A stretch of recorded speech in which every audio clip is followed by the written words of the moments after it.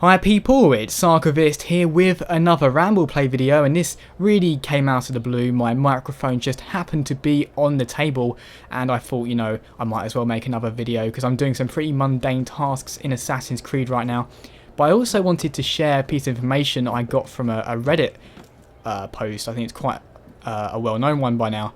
And that is that you can fix a lot of the frame rate issues simply by going into offline mode. I've seen a huge difference by going into offline mode. I mean, it's night and day, it's enormous. Whereas I used to get micro stutter problems and, as I mentioned before, inconsistent frame rates. With offline mode, it's gone. It's quite good. It's now playable if you want. Sure, it's still not very. I mean, it's not great still. You still have things like texture popping. You got things like, I'm still having to play in 900p to get a truly consistent performance. But I'm actually, you can't tell because it's on YouTube, I'm currently seeing 60 frames per second, and that's pretty good. I mean, to be fair, I didn't even get that in Black Flag. I guess because I've got used to compromising with it, I'm okay with doing this, and I'm getting a great performance. I mean, look at that crowd. I guess in this, now that I've resolved that issue I was talking about in the previous video, I'm actually seeing the game for what it is. It's like I mentioned before, right? You can have a really good game, but if there's a big flaw with it that's in basically every facet of the game because it's constantly happening, you just can't see the goodness. But now that I've got a decent frame rate and it's playable and the graphics look fairly good, even though I've had to reduce anti-aliasing, I can appreciate what's good about this game. I mean, I look at that crowd is enormous, and if I go down, I'll go down there right now and I will go and look at them, and you will see that the detail is pretty good considering how many of them are there. Because I mean, there are games that already exist with huge numbers of people on screen. I mean, just think of the Dynasty Warrior games. So I'll get down here. So you'll see that people, I mean, not as well detailed of course as Arno, but okay, they're not actually wanting to look at me right now, but there's decent amount of detail. You know, they don't look terrible. They don't look like RuneScape characters, at least. You can see you can go right into the crowd, interact with them. I mean, these are people. If you were to kill someone here, they would react. They would say, "Oh God, someone's been killed. That's not good." So they're not just part of the scenery. They're not just I can move them about. That is impressive. I have to admit that's impressive. And the reason I'm doing this is because, quite frankly, I'm not sure I'm going to review it, because I started writing a few things, and what I noticed was that I was doing a lot of things very similar to my Black Flag review. And I mean, I review things usually because I want to, right? It's a review of passion, right? It's not my career, it's just a hobby. And if I don't feel like reviewing something, honestly, it just won't happen. It's that simple. But I will do things like this. I don't like to leave like a gap, I don't want to say, well, why didn't you talk about this game? Because I do want to talk about it. I just don't fancy making a review, because when I make a review, they do take a fair amount of time to do. Because this is basically easy. All I'm doing is talking while playing, while capturing a long stream of unedited footage, which is very easy to do. You also notice that the parkour it looks a bit better. I mean, it's a little more fluent. He's definitely got more animations that he can unleash. Also, there's a system now, if you look in the top right, you'll notice I can free run down or up. And that's quite useful, because before it could be a little bit awkward going down, doing a controlled descent. But now it's actually quite manageable. You just have to hold down the B button as opposed to the A button. I am quite cheesy with the performance here, because obviously if I go on the rooftops, I don't see the crowds as much. But this is... I mean, the fact, like earlier on, I was so annoyed with this, because I've got a day off. I wanted to play this game. I was like really excited for it. I was like, oh my God, this thing performs like rubbish. It's awful. And now I'm like, oh, it's good. It's like I've put a new graphics card in or something. The difference is tremendous. So also, I'll give you a quick look at what my settings are, because if you're also playing on the PC, this might be this might help you out.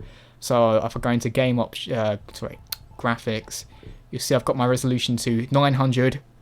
Although that is lower than what I usually have, it makes a good difference. And I think the game is fine to play at 900. I mean, that's what it is on the consoles. Go to advanced graphics. Environment quality is high. I think you can send them higher, but quite frankly, I want to keep it as good as it is right now. Funny how I paused the game, and although the characters have remained still, it does continue to rain. Shadow quality high. ambient occlusion. I've kept that quite high. That doesn't seem to do it. But this is important. I had anti-aliasing quite high before, but I've reduced it to FXAA as opposed to, I think it was TXAA, the highest one, and that made quite a difference in Bloom on. So basically, those settings combined with offline play makes this game run very smoothly. Very smoothly indeed. Even in large crowds, I'm not seeing any major issues.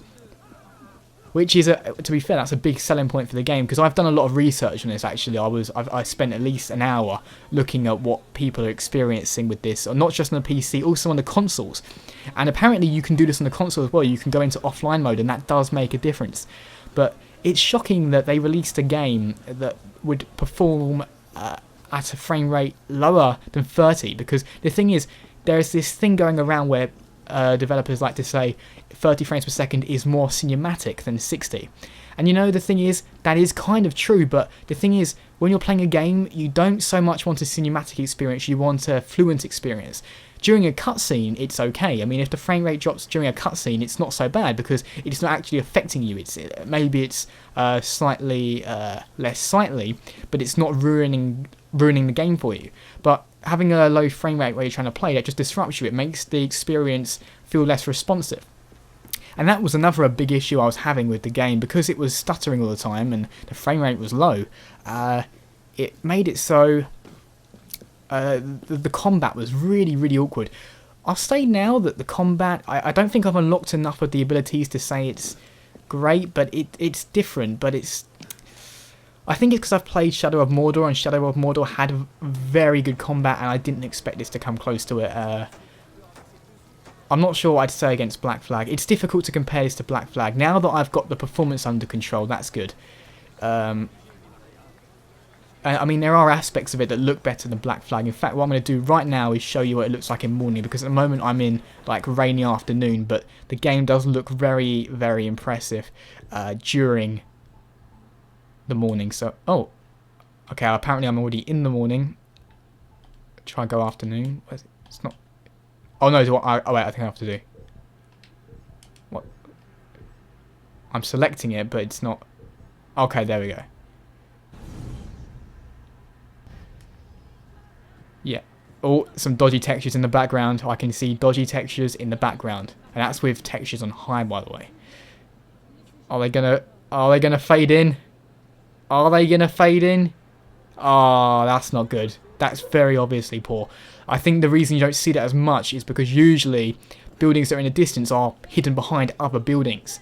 And also if it's dark, you can't see it as much. This looks quite good. You've got, like, if I'm looking here, that looks impressive, doesn't it? The lighting looks quite good.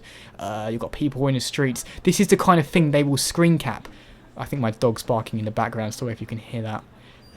I might have to figure out what he wants soon. I'll kill a criminal. But when you're looking out there, it's a totally different story. You can imagine that when they're doing their trailers for their, pre-release, what they'll do is they might not even make the game look technically better. They might just be showing parts of the game that look better. It's a bit like Watch Dogs looks amazing when it's raining at night time, but not so great during the daytime. I mean, look at this. Looks good. I'm just looking at this and I am amazed. But then if you look at that thing in the background, you'll notice the textures are quite light. I mean, look at that. It's faded in right there. And this is with textures on high. So that is a little annoying. Texture fading is, but I also noticed that happened in Infamous Second Son. But I think games like this, you can forgive it because there are so many buildings.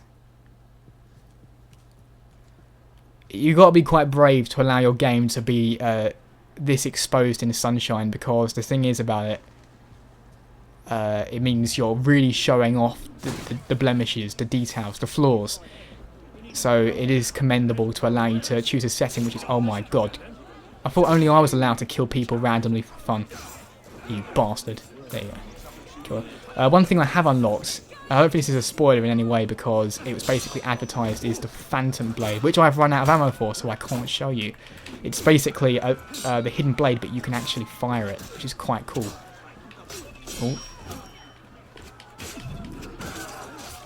Yeah, I got ya. Got ya. I was originally going to do this Ramble play video later on when I played the game more, and I might do another one. There's no reason I can't, but I really wanted to show you guys that going into offline mode and also bringing anti-aliasing down can make a huge difference to the performance. Absolutely immense, night and day. So if you're on a console, go into offline mode. If you're on the PC, also do the anti-aliasing thing. Really glad I found that, because I was for a second I was like totally regretting buying this game. I mean, people, I know graphics. I'm someone who thinks graphics are everything, but performance can really make or break a game.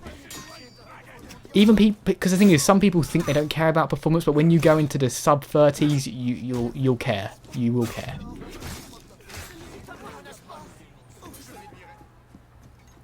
Oh, there's a dog. Hello.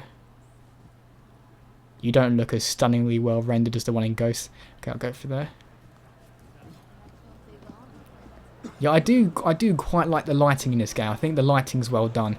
In fact, during the morning, the reason I wanted to show you the morning was because they have like these gigantic sun shafts that look really impressive. In fact, how much time I've got? Okay, 11 minutes. This is going to be a fairly easy to encode video because it is at 900p, although I'll have to upscale it on YouTube to 1080p, but it is, trust me, it's 900p, not 1080p.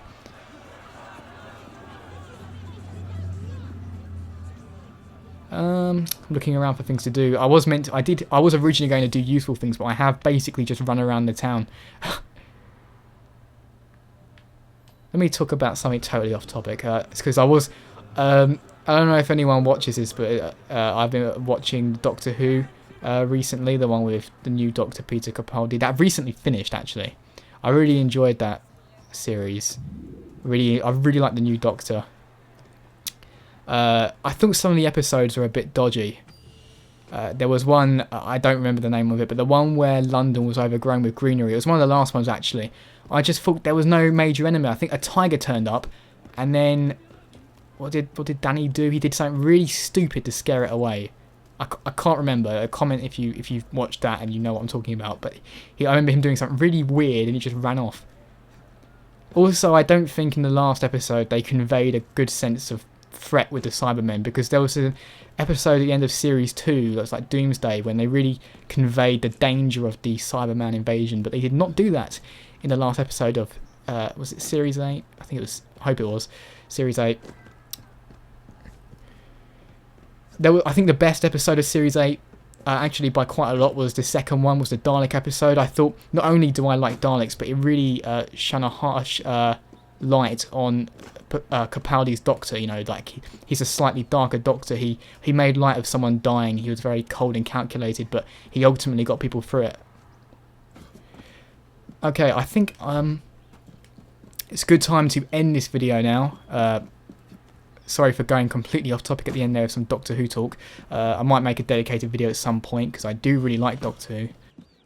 As always, people, thanks very much for watching and see you next time.